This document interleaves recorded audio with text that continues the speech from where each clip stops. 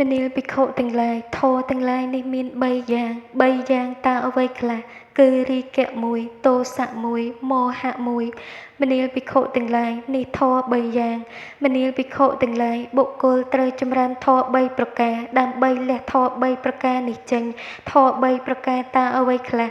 គឺបុគ្គលត្រូវចម្រើនអសុភៈដើម្បីលះរាគៈ1ត្រូវចម្រើនមេត្តាដើម្បីលះទោសៈ1ត្រូវចម្រើនបញ្ញាដើម្បីលះមោហៈ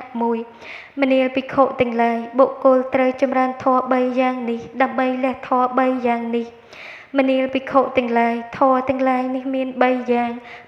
ងតើអ្វីខ្លះគឺកាយទុច្ចរិត1វចីទុច្ចរិត1មេណោទុច្ចរិត1មនាលភិក្ខុទាំងឡាយនេះធម៌3យ៉ាងមនាលភិក្ខុទាំងឡាយធម៌ទាំង3យ៉ាងនេះបុគ្គលត្រូវចម្រើនដើម្បីលះធម៌3យ៉ាងនេះចេញ3យ៉ាងតើអ្វីខ្លះគឺបុគ្គលត្រូវចម្រើនកាយសុចរិតដើម្បីលះកាយទុច្ចរិតចេញ1ត្រូវចម្រើនវចីសុចរិតដើម្បីលះវចីទុច្ចរិតចេញ1ត្រូវចម្រើនមេណោសុចរិតដើម្បីលះមេណោទុច្ចរិតចេញ1មនាលភិក្ខុទាំងឡាយធម៌3យ៉ាងនេះបុគ្គលត្រូវចម្រើនដើម្បីលះធម៌3យ៉ាងនេះ